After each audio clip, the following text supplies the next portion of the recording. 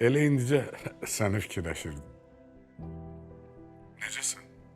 Yaxşı müəllim, şükür, yolundadır hər şey. Siz necəsiz, neyinirsiniz, canınız başınız? Mən də belə də, Qədir.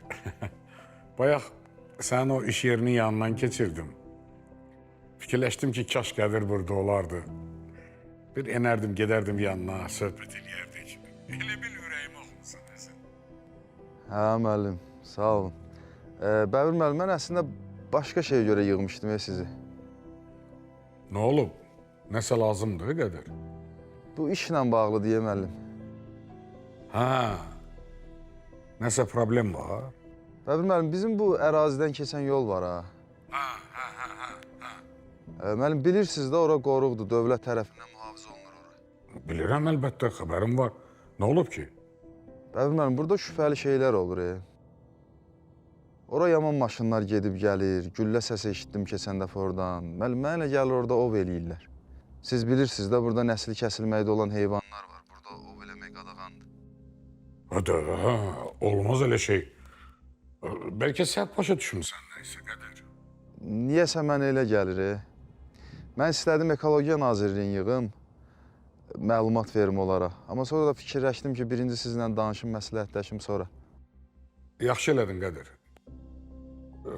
Mən özüm araşdıraram, sən işlərinlə məşğul ol. Oralarda da hərrənib eləmə. Əgər doğrudan məsələlər elədirsə, onlar duyuq düşməsinlər də, özün bilirsən. Hə, müəllim, onu düz deyirsiniz. Oldu müəllim, elə bunlar demək üçün yığmışdım sizi. Yəqin ki, işiniz, gücünüz var. Vaxtınızı almayayım sizin. Elə bu da vacibdir, Qədir. Hər bir vicdanlı vətəndaş kimi təbiəti qorumaq bizim borcumuzdur.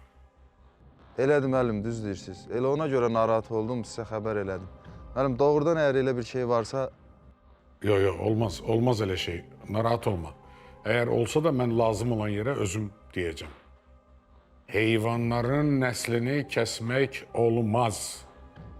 Sən ad boy ver, mən indi bu dəqiqə danışıram özüm. Oldu müəllim, oldu, sağ olun. Sağ olun.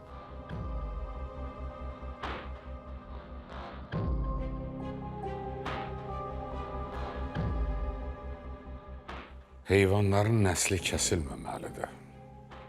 Amma sənin kimi demagoqların nəsli kəsilməlidir.